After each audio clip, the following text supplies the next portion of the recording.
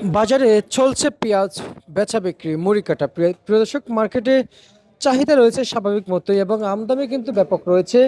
কৃষকরা জানিয়েছেন এবছর এলসির কোনো প্রয়োজন ছিল না, তারপরে এলসি আমদানি হয়েছে। সে জায়গায় এলসি ইনপুট পারমিশন বন্ধ হয়েছে, কিন্তু ইনপুট পারমিশন বন্ধ হওয়ার পরেও কিন্তু পুরাতন যে এলসিগুলো আছে সেগুলো আসতেছে। সবশেষ আমরা এবার জানবো কৃষকের মতামত। প্রিয় দর্শক, আমরা কৃষকের মতামত জানবো, সরাসরি যুক্ত হচ্ছি এদিকে আজকের বাজার তালিকা জানিয়ে দেওয়ার জন্য। আসসালামু আলাইকুম। ওয়ালাইকুম আসসালাম। কেমন আছেন? ভালো। আপনি দেখেন কৃষক, হ্যাঁ। আপনাদের সবার আগে লাগে একটা জমি। হ্যাঁ। এই জমির খাজনা কত?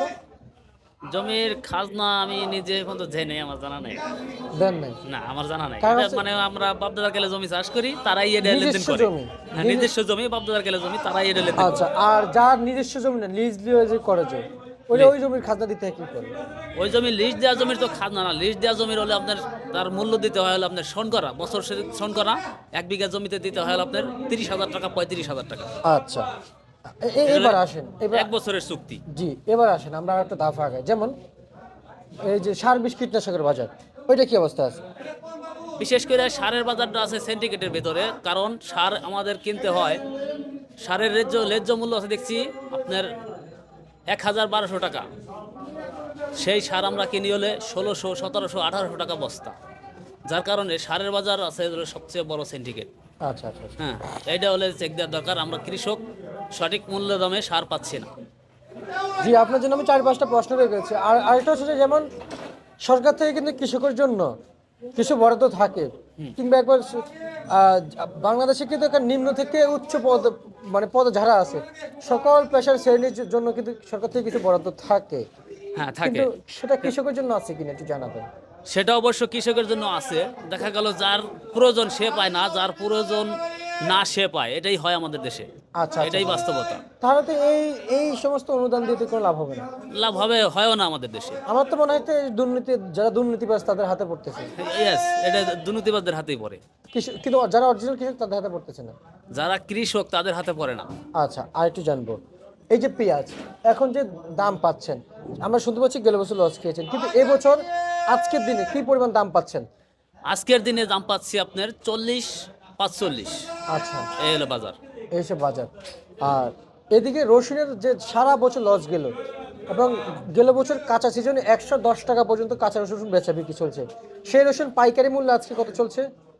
সে রসুন আপনার পাইকারি মূল্য যখন আমরা রসুনটা লাগাইছি সিজনকালে, তখন ছিল হলো আপনার 1,200 টাকা মন। সে রসুন এখন হয়েছে আপনার 3,000 টাকা মন। 3,000 টাকা। আর কাঁচা রসুন সামনে কীরকম হবে সেটা এখনো বলা যাচ্ছে না। তবে আমরা আশা করতেছি যে আপনার পেঁয়াজের বাজারটা, এই রসুনের বাজারটা আমরা 100 টাকা কেজি পাবো। 100 টাকা কেজি এটা আমরা পাবেন। আশা করতেছি। আচ্ছা, আলু তো কিনে খাচ্ছেন আলু নাকি? কিনে খাচ্ছি। নাকি আপনাদের কৃষক, আপনাদের আর কিনে খাওয়া লাগে না? না, কিনে খাওয়া লাগে। যাক, কত করে কিনে খাইলেন? আমরা খুচরা মূল্য 20 টাকা কিনে খাচ্ছি। 20 টাকা।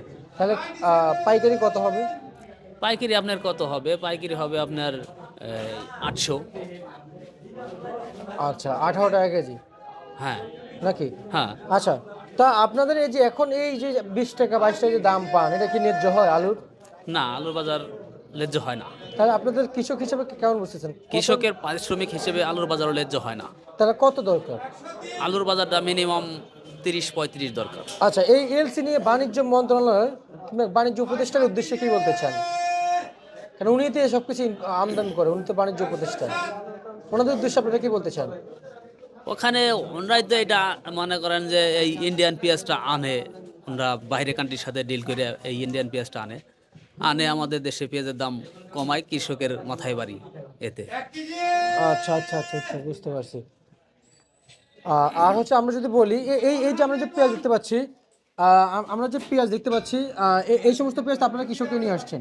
হ্যাঁ, এই সমস্ত পেঁয়াজ আমরা কৃষক নিয়ে এসেছি। এই যে এদিকে ক্রেতার কৃষক রয়েছে, আবার এদিকে চলছে বেচা বিক্রি আমরা দেখতে পাচ্ছি, কিন্তু আর যে মূল্য তালিকা জানতে পারছি শুধু ক্রেতা শুধু আজকের জন্য নাকি? হ্যাঁ, আজকের জন্য। আচ্ছা আচ্ছা আচ্ছা, বুঝতে পারছি। আপনার নাম কি ভাই? মোহাম্মদ আসাদ হোসেন। আচ্ছা, ঠিক আছে। আমরা আপনাকে আমরা অসংখ্য অসংখ্য ধন্যবাদ জানাচ্ছি আজকের খবরাখবর জানিয়ে দেওয়ার জন্য। প্রিয় দর্শক, এ ছিল আজকে সর্বশেষ ভারত তালিকা ঢাকা থেকে।